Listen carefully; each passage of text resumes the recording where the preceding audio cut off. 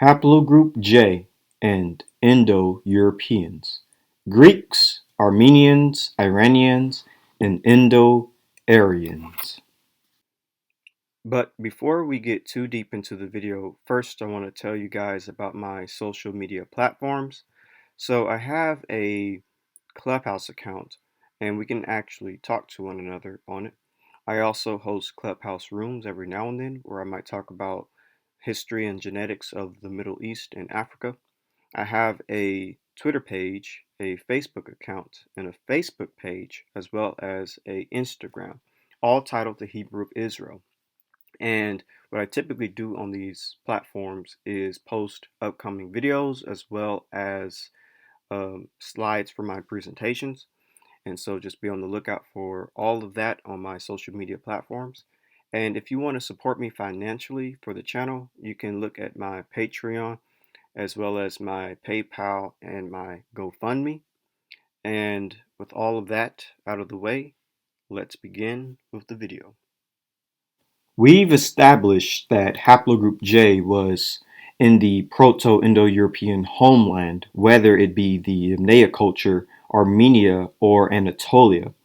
But we also established that the best homeland for Proto-Indo-Europeans would be Armenia in the southern Caucasus, and these Proto-Indo-Europeans would migrate to the Pontic Steppe and Anatolia, which is why we find ancient Indo-Europeans in those lands. Also, we covered that Proto-Indo-Europeans had Caucasus hunter-gatherer ancestry, and that Caucasus hunter-gatherers were the oldest human population to have haplogroup J. The Armenian hypothesis of the Proto-Indo-European homeland suggests that Proto-Indo-European was spoken during the 5th through 4th millennium BC in eastern Anatolia, the southern Caucasus, and northern Mesopotamia. Recent DNA research has led to renewed suggestions of a Caucasian homeland for a pre-Proto-Indo-European. It also lends support to the Indo-Hittite hypothesis, according to which both Proto-Anatolian and Proto-Indo-European split off from a common mother language no later than the 4th millennium BCE. And so here is a map showing the migration of Proto-Indo-Europeans from Armenia in the southern Caucasus to Anatolia and to the Yamnaya culture and then throughout Europe. And here is just again a reminder of what the Yamnaya are, Yamnaya being Proto-Indo-Europeans, their DNA being a split between Caucasus hunter-gatherer and Eastern hunter-gatherers. Half of the Yamnaya's DNA is Caucasus hunter-gatherer. The origins and diffusion of human Y chromosome haplogroup J1-M267.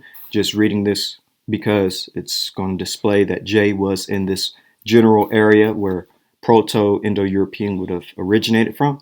The J1B-F4306 and J1A2-PH77 branches split off at the very beginning. These are rare lineages distributed mostly among the ancient and modern populations from the Caucasus, the Armenian highland, Iran, and Pakistan.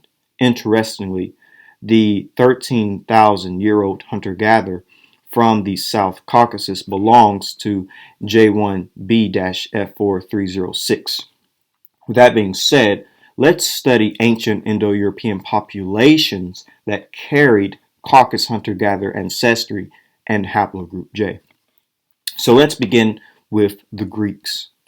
Beyond contributing to the population of mainland Europe through Bronze Age pastoralists of the Yamnaya, Caucasus hunter-gatherers also appears to have arrived on its own in the Aegean without Eastern European hunter-gatherer ancestry and provided approximately 9 through 32% of ancestry to the Minoans. The origin of this Caucasus hunter-gatherer component might have been Central Anatolia. So here's the paper that deals with it. Genetic origins of the Minoans and Mycenaeans. The origins of the Bronze Age Minoan and Mycenaean cultures have puzzled archaeologists for more than a century.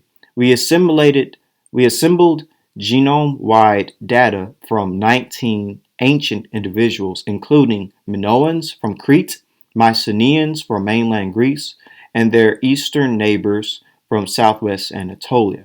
We show that Minoans and Mycenaeans were genetically similar, having at least three-quarters of their ancestry from the first Neolithic farmers of western Anatolia and the Aegean, and most of the remainder from ancient populations like those of the Caucasus and Iran, which is very interesting.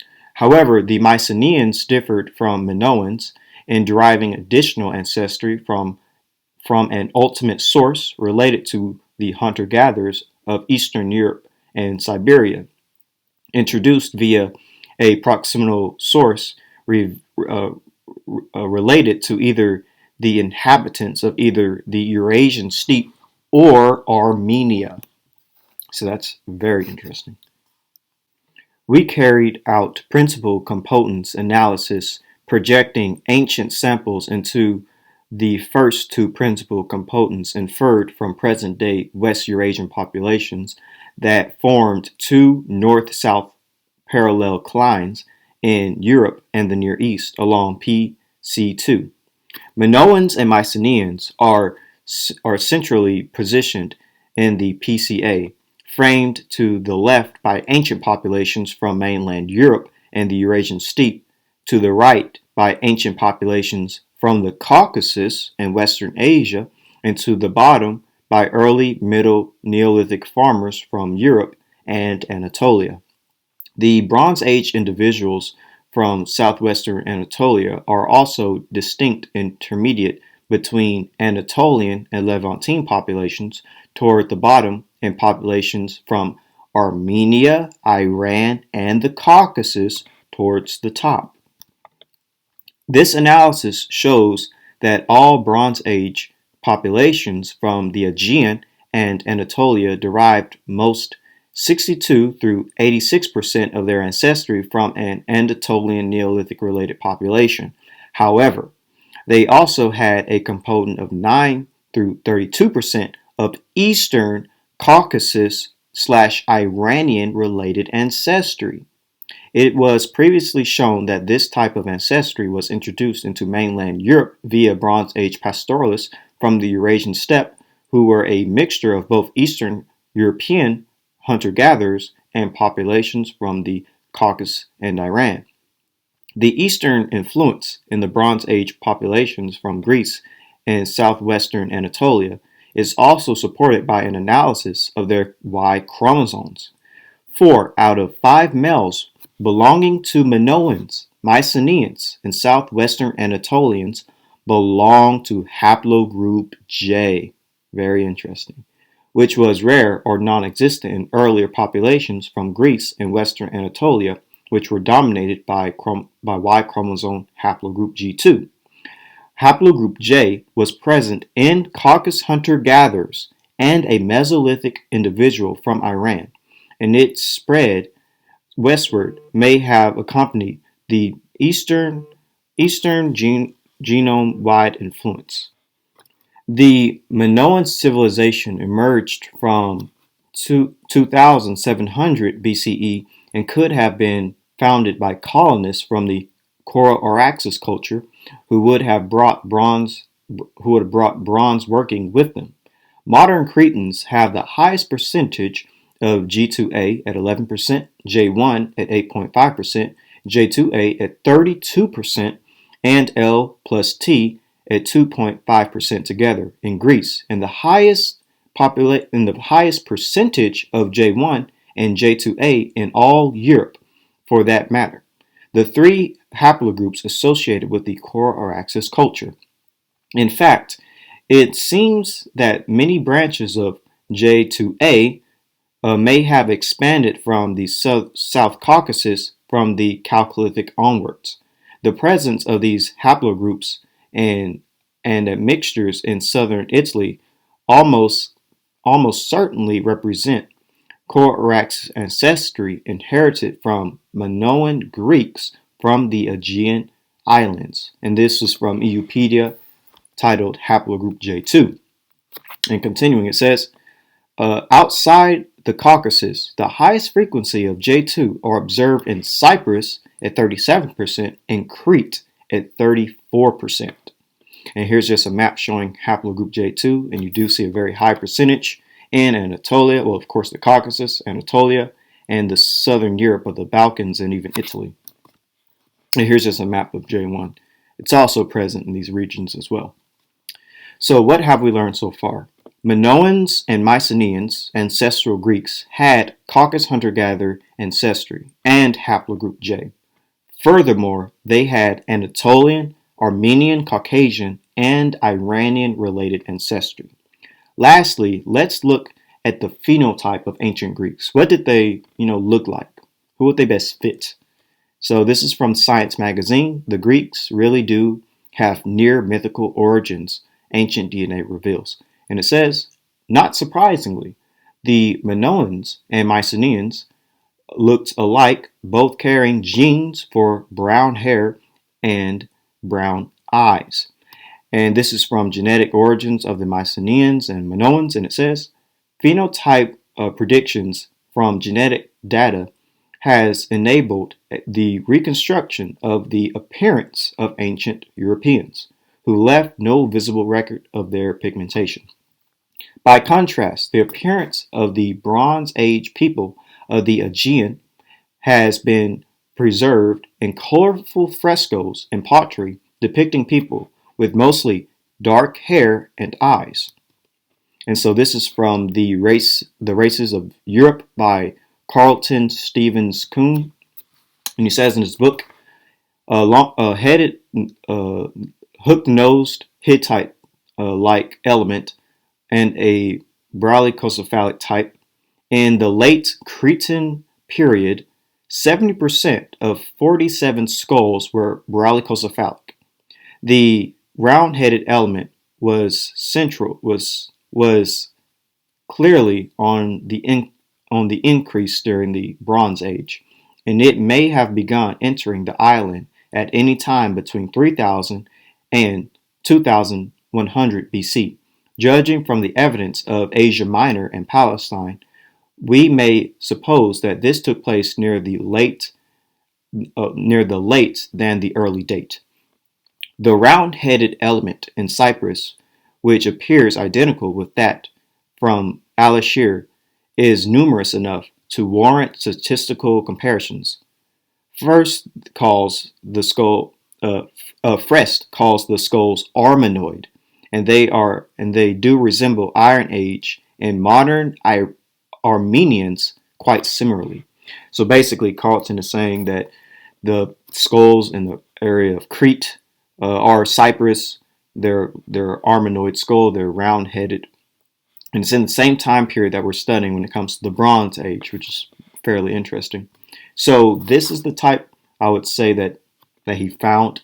This is called the Littorid type, a type of coastal European regions that contain Mediterranean and Drenid Armenioid elements.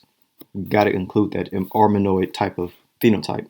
Probably the result of ancient migrations from Asia Minor across the sea, which is what we're dealing with, found from Lebanon to central Turkey to Cyprus, which is what we just said, Greece, Italy, Spain, and France. Light brown skin, straight to curly brown, or black hair and dark eyes.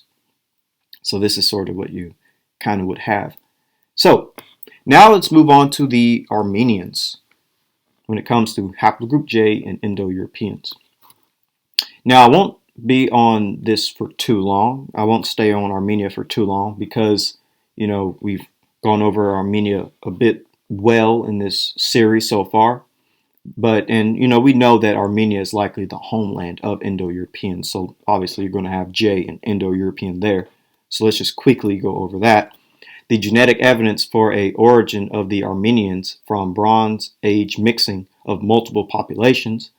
The position of the Armenians within global genetic diversity appears to mirror the geographical location of Turkey, which forms a bridge connecting Europe, the Near East, and the Caucasus. It is believed to have been the origin and/or route for migrating Near Eastern farmers towards Europe during the Neolithic, and has probably also played a role in the dispersal of Indo-European languages.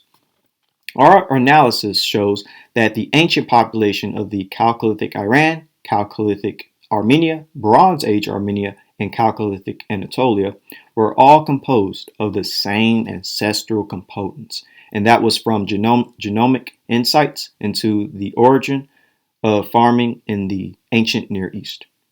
And this is from Dr. David Reach, and it says, from 7,000 until 5,000 years ago, we observe a steady influx into the steppe of a population whose ancestors trace their origin to the south as it bore genetic affinity to ancient and present-day people of Armenia and Iran, eventually crystallizing in the Yamnaya, who were about a 1-to-1 ratio of ancestry. From these two sources, a good guess is that the migration proceeded via the Caucasus, Armenius, between the Black and Caspian Seas. Ancient DNA available from this time in Anatolia shows no evidence of steppe ancestry, similar to that in the Yamnaya. This suggests to me that the most likely location of the population that first spoke an Indo-European language was south of the Caucasus Mountains, perhaps in present-day Iran or Armenia. Because ancient DNA from the people who lived there matches what we would expect as a source population, both for the Yamnaya and for ancient Anatolians.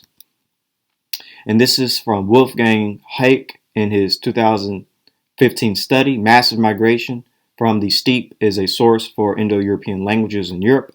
The Armenian Plateau Hypothesis gains in plausibility since the Yamnaya partly descend from a Near Eastern population, which resembles present-day Armenians. Yet Heck and his team also state that the question of what languages were spoken by the Eastern European hunter-gatherers and the Southern Armenian-like ancestral population remains open. And again, all these regions basically would have been filled of J markers at the time. Again, reading from the origin and distribution of human Y chromosome haplogroup J1-M267, and it says the J1A1B-Z18375 branch has a geographic distribution substantially overlapping with that of the J1B-F4306 and J1A2-PH77 branches.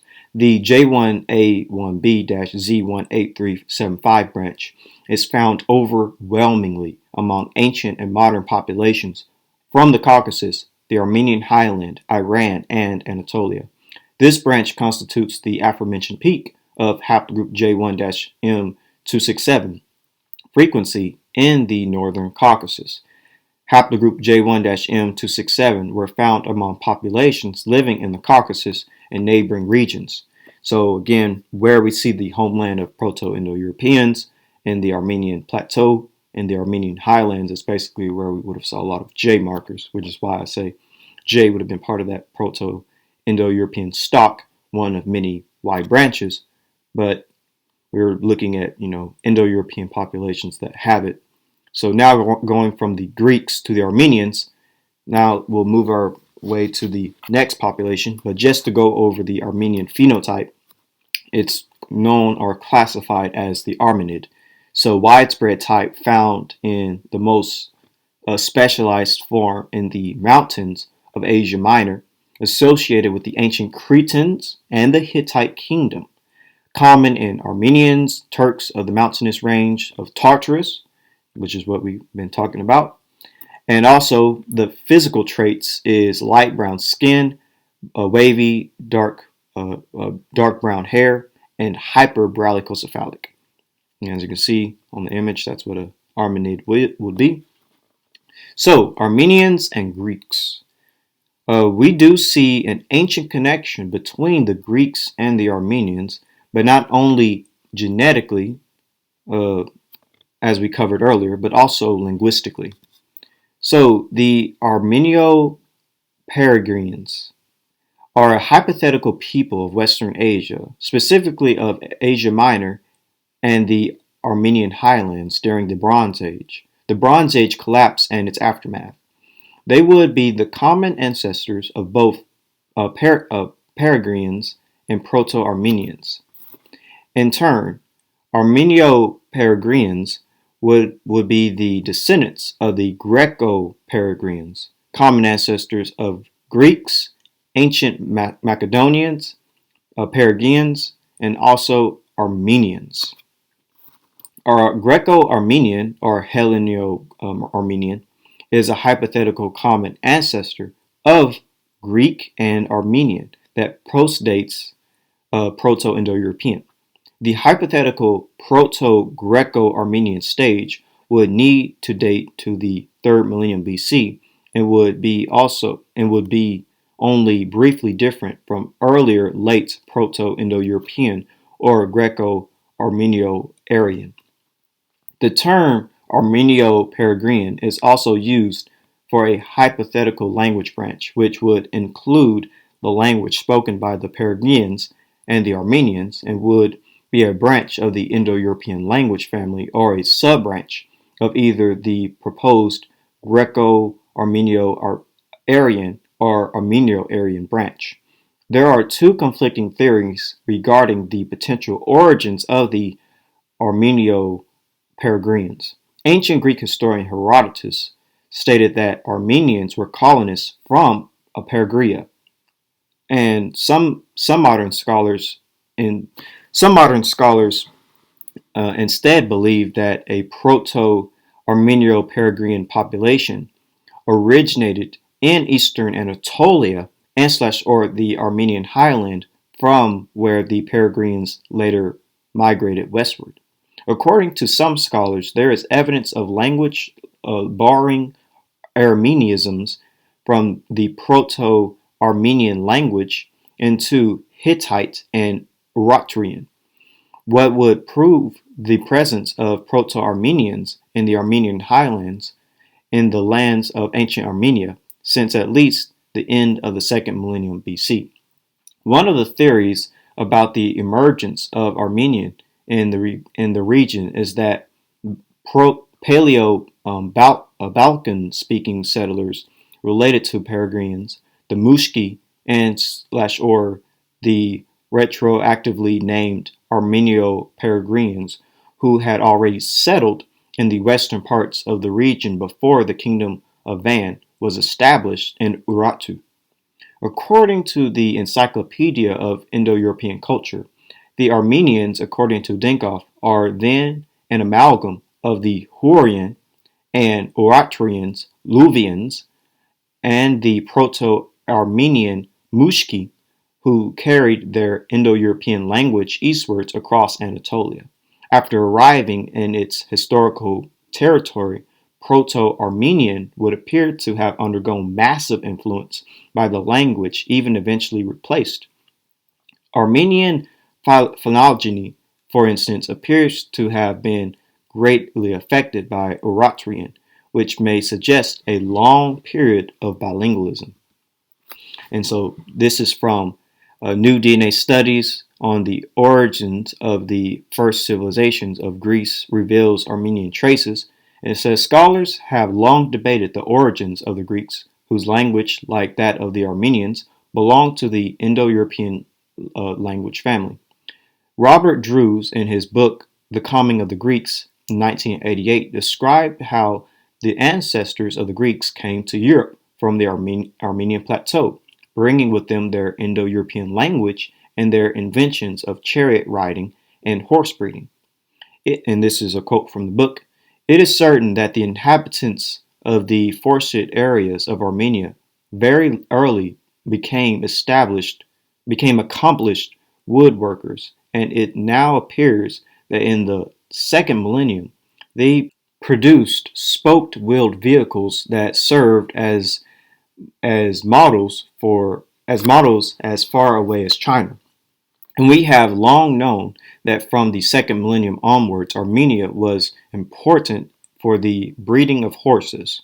It is thus not surprising to find that what clues we have suggested that chariot or warfare was pioneered in eastern Anatolia, finally our picture of what the Proto-Indo-European speakers did and when owes much to the recently proposed hypothesis that the homeland of Proto-Indo-European speakers was Armenia.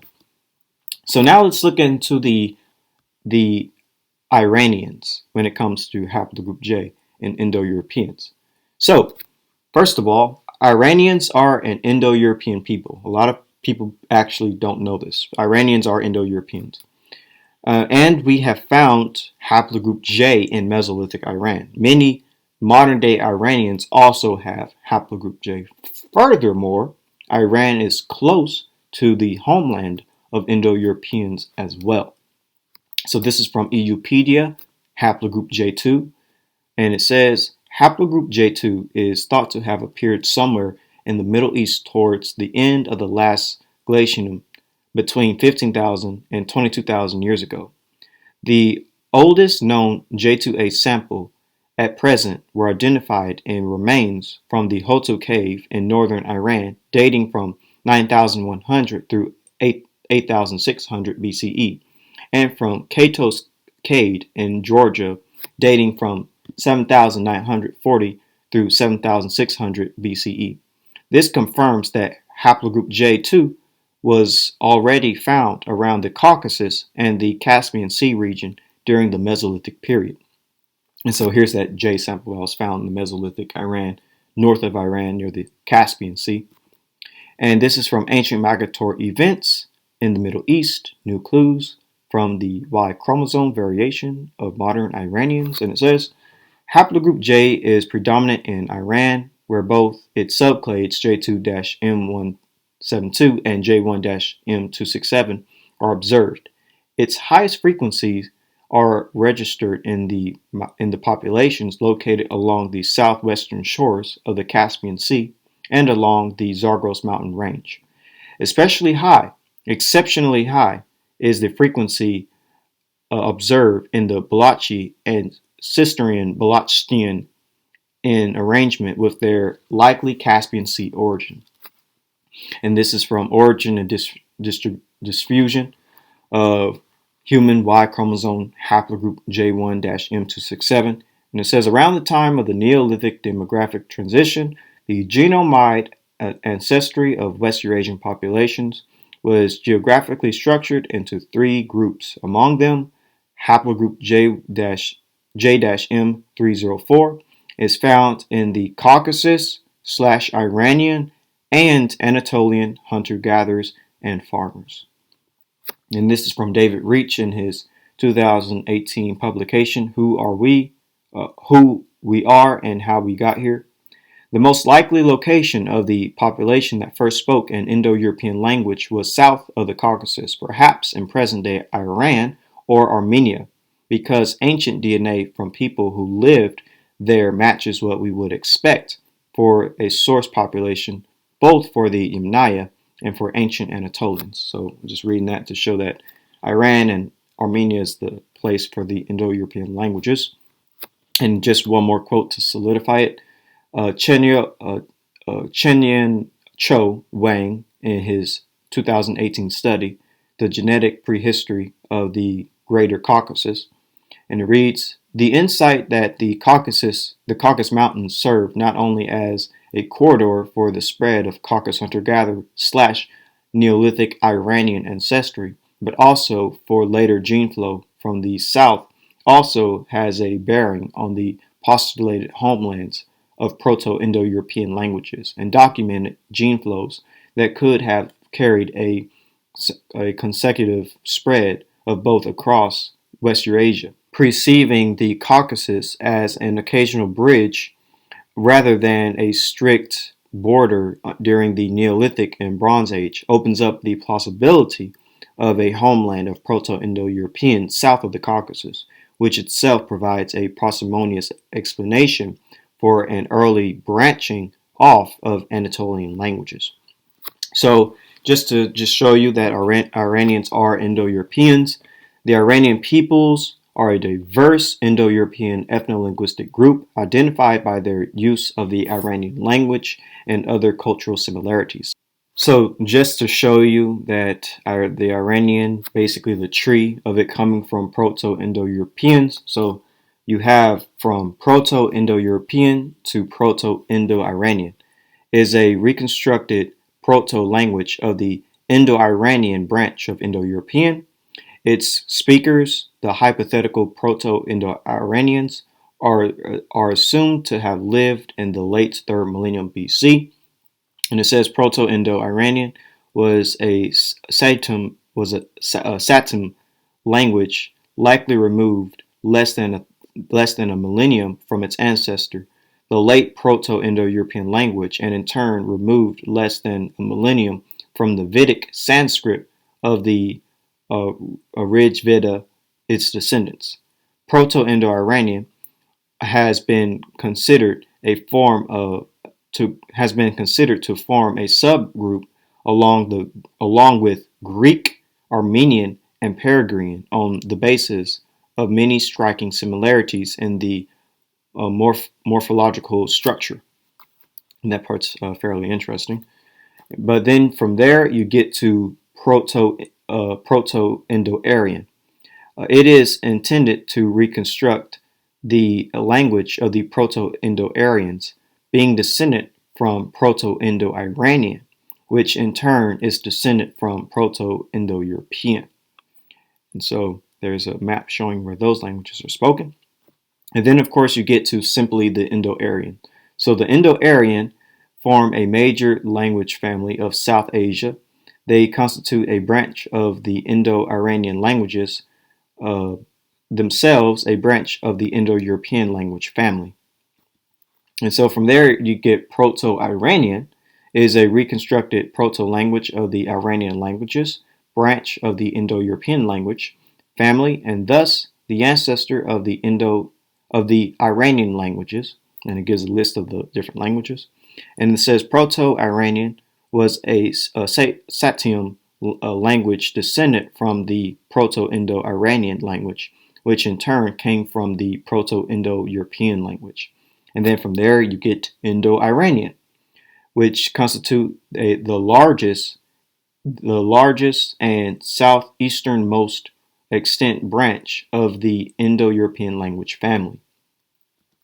And so then finally you get the Iranian languages, a branch of the Indo-Iranian language and the Indo-European language family that are spoken natively by the Iranian peoples. So again, the Iranian peoples are a diverse Indo-European ethno-linguistic group identified by their use of the Iranian language and other cultural similarities. So now let's actually deal with the people and the genetics of these people. So the Proto-Iranians are believed to have emerged as a separate branch of the Indo-Iranians in Central Asia in the mid-2nd millennium BC.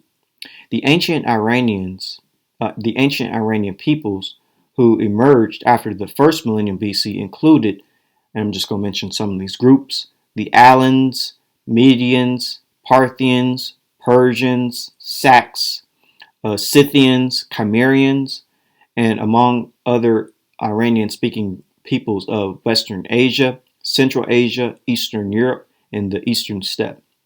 And so just going to name some of the modern Iranian peoples include Kurds, Persians, and peoples of that of those groups.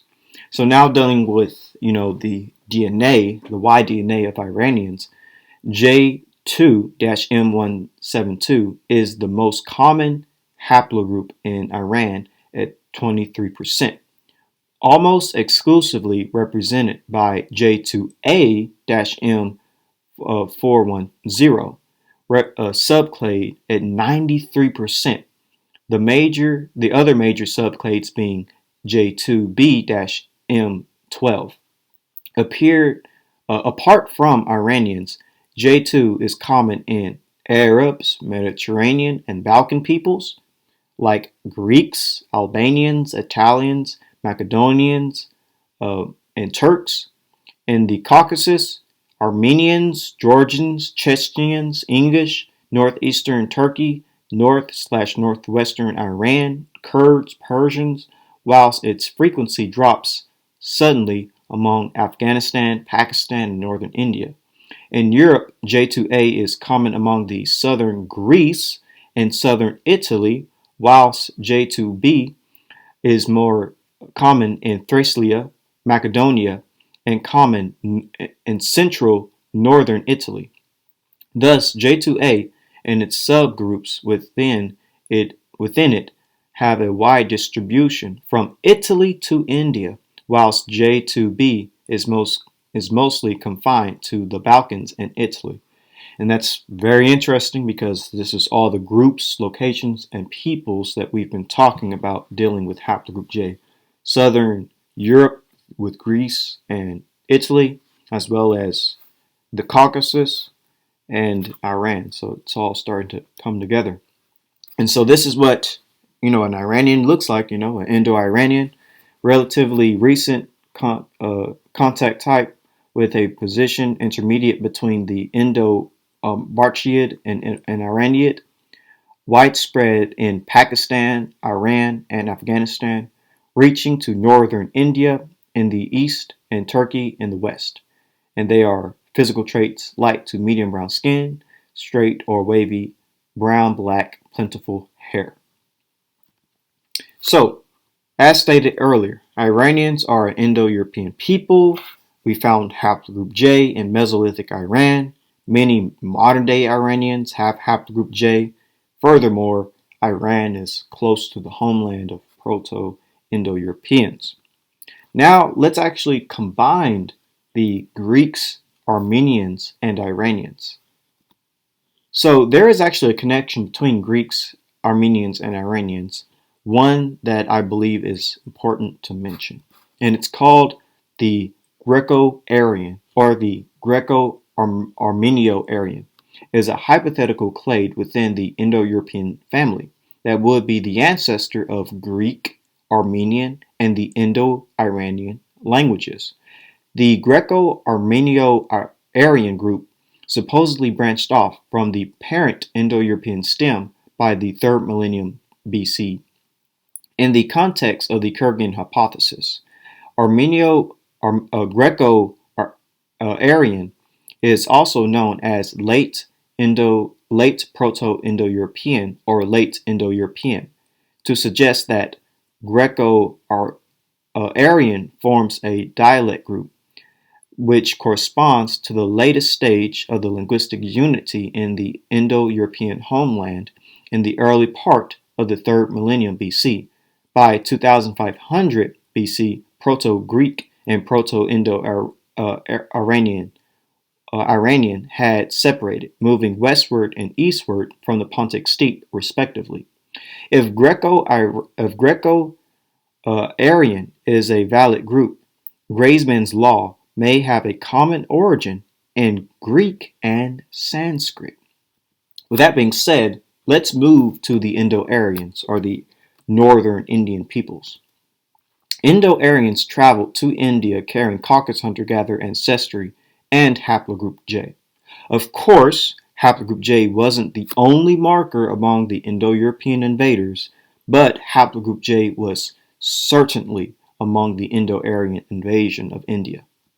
So, the Proto-Indo-Europeans, i.e. the Yamnaya people, and the related cultures seem to have been a mixture of Eastern European hunter-gatherers and people related to the Near East, either the Caucasus hunter-gatherers or Iranian Chalcolithic people with a Caucasian hunter-gatherer component. Each of those two populations contributed about half the Yamnaya DNA.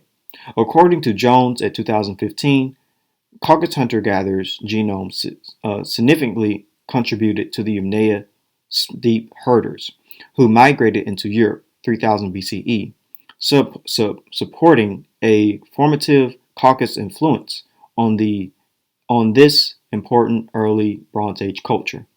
Caucasus hunter-gatherer left their imprint on modern populations from the Caucasus and also Central and South Asia, possibly marking the arrival of Indo-Aryan languages.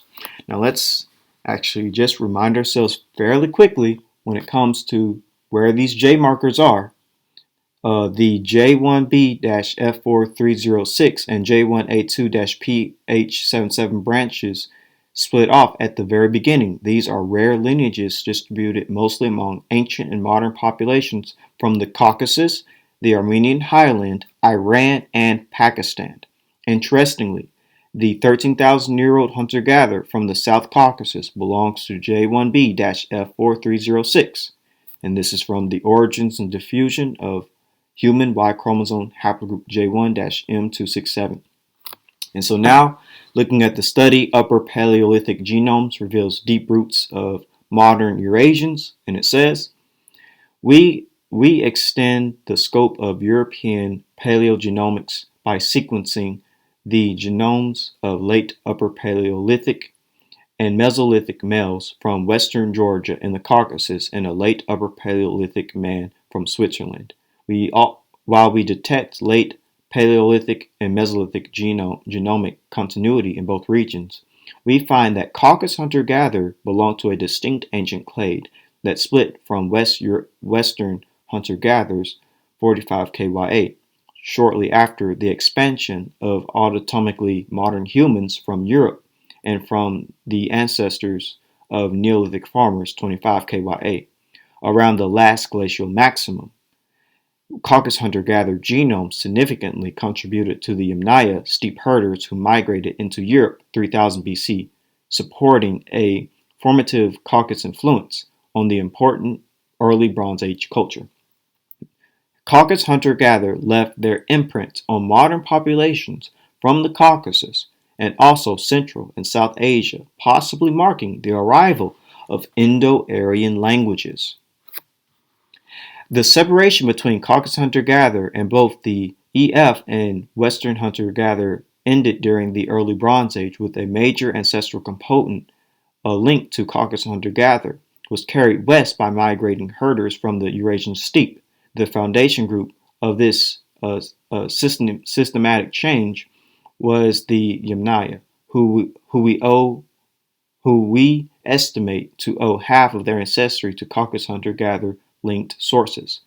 These sources may be linked to the Mayakope culture, which predated the Yamnaya and was located further south, closer to the southern Caucasus. Now, here's the most important part of the study to listen, which is in yellow. Through the Yamnaya, the Caucasus hunter-gatherer ancestral strand contributed to the most modern European populations, especially in the northern part of the continent. Finally, we found that Caucasus hunter-gatherer ancestry was also carried east to become a major contributor to the ancestral northern Indian component found in the Indian subcontinent. Exactly when the eastward movement occurred is unknown, but it likely included migration around the same time as their contribution to the Western European gene pool and may be linked to the spread of Indo-European languages. Now, this is from EUpedia, titled Haplogroup J2, and it says, within the Indian subcontinent, J2A peaks at frequencies of 15 to 25% around the Indo-Pakistani border from Punjab to Gujarat and Sindh. Archaeological evidence of a mass migration from the South Caucasus to the Indus Valley is elusive at present, but it cannot be excluded, as it has been proven now that large-scale Indo-European migrations took place during the same period as the Pontic Caspian steppe to Europe and Central Asia, which is what we just read about. There is no reason to believe that J2A people from the Croaxus culture could not have expanded in the same way westward towards Anatolia, Greece, and Italy, and eastward to Iran, southern Central Asia, Pakistan, and India. So that's literally what we just read about. There is another cluster of J2A with a frequency approximately 15% in Barchnia in southwestern Central Asia, in what is now northern Afghanistan, eastern Turkmenistan, southern Uzbekistan, and western Kyrgyzstan. The Indo-Aryans pursued their southward expansion, invading northern Pakistan and northwest India from 1800 BCE to 1500 BCE, and eventually bringing about the demise of the Indus Valley civilization around 1300 BCE. There is a widespread variety of J2A branches found in South Asia. Some are over 10,000 years old, could have emerged from west to South Asia during the Neolithic, Chalcolithic, or early Bronze Age, based on their phylogenographies. F3133 and M319 could be associated with the core axis expansion. Y21500 has a TMRCA of 3,700 years and is also found in Russia, which suggests an Indo-Aryan origin. Perhaps one of the J2A1 subclades assimilated by R1A invaders in Central Asia before conquering the Indian subcontinent. So this is what a northern Indian typically sort of looks like, Indo-Aryan type, and it says the Indid subtype of Pakistan and northwestern India, which is what we're dealing with, often associated with ancient Indo-Iranian migrations from the north, and their physical traits is light to medium brown skin, straight or wavy brown or black hair. So we looked at Greeks, Armenians, Iranians, and Indo-Aryans. With that being said, Caucasus hunter-gatherer and Haplogroup J truly contributed to the ancient spread of Proto-Indo-Europeans stretching from Greece to India. We see this linguistically through migrations and genetically. And this is from How Eurasia Was Born. That's going to just sum everything up together perfectly. And it says, while early Indo-Europeans who originated across from Anatolia in the Bronze Age were most likely represented by various J2 subclades, genetic data suggests that as soon as they reached Central Europe, they assimilated large masses of the native population, and from then on, the rest of their expansion were characterized by more recently formed subclades of the haplogroups characteristic to the native populations. Haplogroups J2A and J2B all have subclades that spread out both to Europe and through the Iranian plateau to India, which is what we just read about. What further complicates the situation is that their earliest subclades that had spread to Europe the first time are older than the earliest subclades that had spread to India through the Iranian plateau. Both of these haplogroups at the same time have subclades widespread in Syria and Mesopotamia, but most of these subclades that are younger than their subclades that had first spread to Europe. This suggests a starting location of these subclades somewhere around Anatolia, since had their starting location been in Syria and Mesopotamia, then the later regions should be abundant in ancient subclades of these haplogroups, predating the first spread to Europe. Ancient subclades of J1 are found somewhat east of this, either in the Armenian highlands or the Levant. This makes northern Mesopotamia, the Jezreel region, a plausible starting point for J1, as subclades of J1 also migrated to Iran and India, and the estimated time of the most recent common ancestors of these subclades often collide with subclades of J2 and apparently participated in eastward migrations, indicating that such colliding times signal migrations where both J1 and J2 participated. As many of these J2 subclades also had some of their own subclades apparently migrating to Europe at the same time, this is a further sign that their location of origins had to be west of the point of origin of J1. While having these subclades of J2 starting from Anatolia would have met those J1 and J2 subclades, with colliding ages simply carried eastward to Iran and Mesopotamia as part of the very same migration, a much more plausible scenario, further supporting both J2A and J2B having started to spread out from Anatolia, and J1 east of them in Syria and the Armenian highlands among J2A and J2B and J2A and J2B. J2A seems to have been located westward of J2B, and it participated in more ancient westward migrations to Europe than J2B. This gives us the west to east order of J2A in southwestern Anatolia, J2B in southeastern Anatolia, and J1 in Syria and the Armenian highlands. This also explains the linguistic links between Indo-European and Northwest Caucasian suggested by Calariso, as Northwest Caucasian populations appear to have moved to their present position from south of the Caucasus, and thus a position somewhere in east central Anatolia, east of the ancient Cattovian populations, west of the ancient Arduinian populations, and north of the Proto-Indo-European of Sicilia would explain their linguistic position.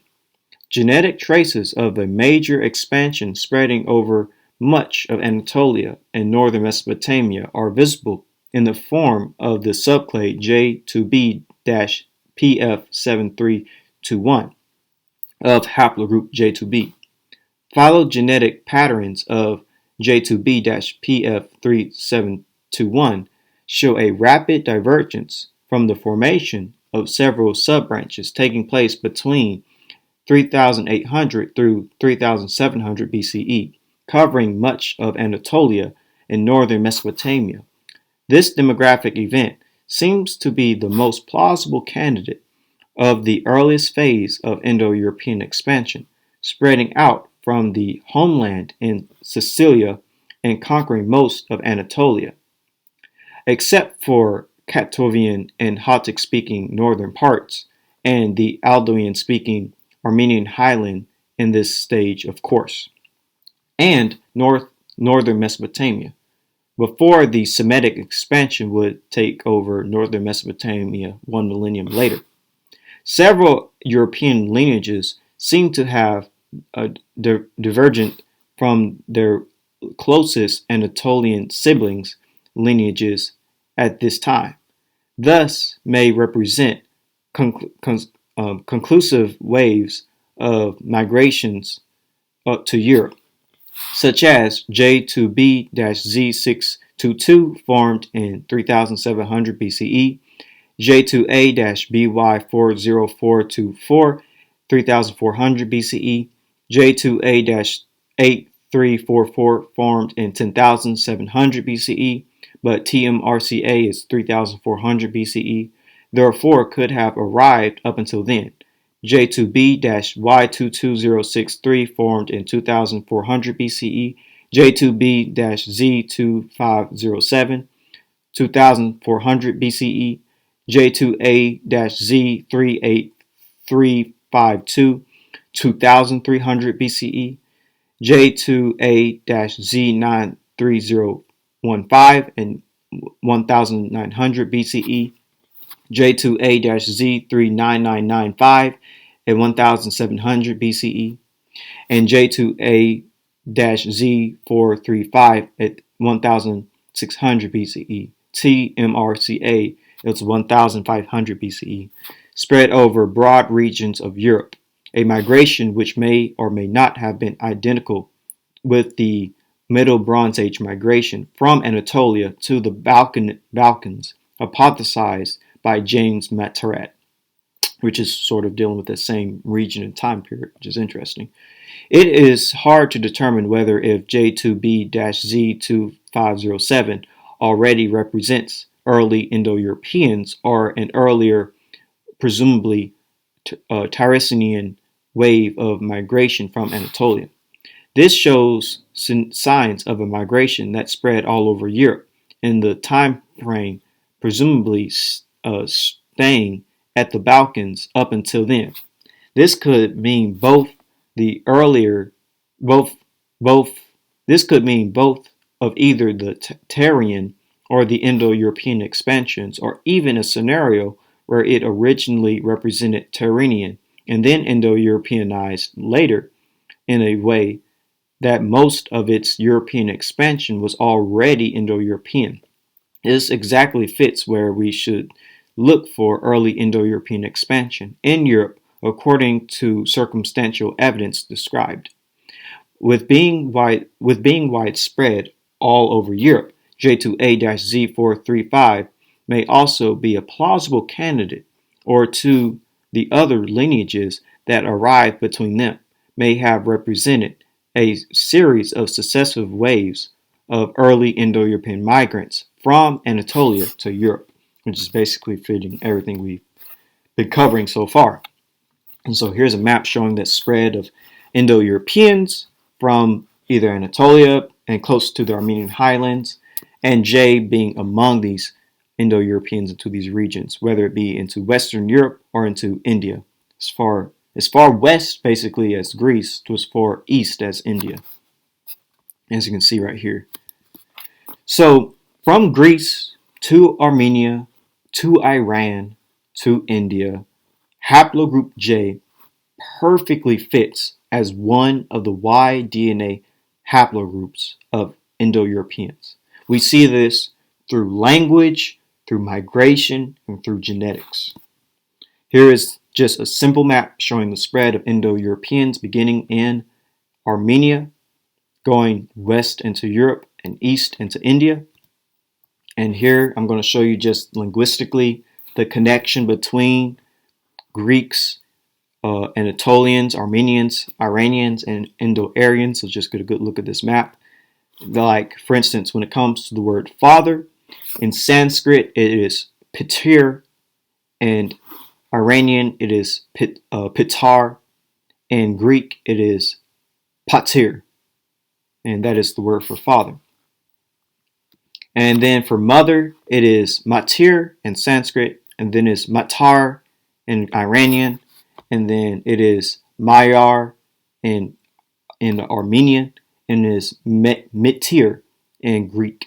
So you see the same basic connection between these peoples going all the way from Greece to India. They have very similar language. This is the Indo-European language. This is why it's similar. And this fits with Haplogroup J. We see that the Indo-European languages perfectly overlaps with Haplogroup J, specifically Haplogroup J2, and everything just harmonizes together when all the information is put together. So everything matches perfectly and beautifully. Haplogroup J and Indo-European, stretching from Greece to India. As you can see on one image, just showing everything put together. From Greece to India, Indo-European, Haplogroup J. Haplogroup J is one of the many Indo-Europeans to migrate. Furthermore, phenotypically, people from Greece to Armenia to Iran to northern India all seem to share a similar phenotype: light tan skin, black hair, and brown eyes. This is the Greek type. I already read the definition, I'm just going to let you look at the images. This is the Greek type. This is the Armenian type, or the Armenid type. This is the Indo-Iranian type. And this is the Northern Indian type. I will classify all these people, specifically the men who carry haplogroup J, as being Armenid. And this is the simple Armenid type. I'm just going to quickly read it. Short-headed and high-skulled type with fleshy features, a flat occiput, and hooked nose, often black-haired with light brown skin. Common in mountain regions of Asia Minor, especially Armenia and Anatolia. So that's kind of what we're dealing with when it comes to these groups. In conclusion, from Greece to Armenia to Iran to India, we see that Caucasus hunter-gatherer ancestry was present in all these Indo-European populations. Furthermore, haplogroup J was among these Proto-Indo-European migrants from Armenia, south of the Caucasus, the homeland of Indo-Europeans, where we see the oldest samples of haplogroup J. So this basically concludes haplogroup J and Indo-Europeans, Greeks, Armenians, Iranians, and Indo-Aryans. With that being said, this is where we end the video. If you enjoyed it, please leave a like, subscribe, click the bell, and share the video. And don't forget to leave a comment for any questions you might have, and follow all my social media accounts that I mentioned at the beginning of the video. And with all of that out of the way, have a great day and shalom.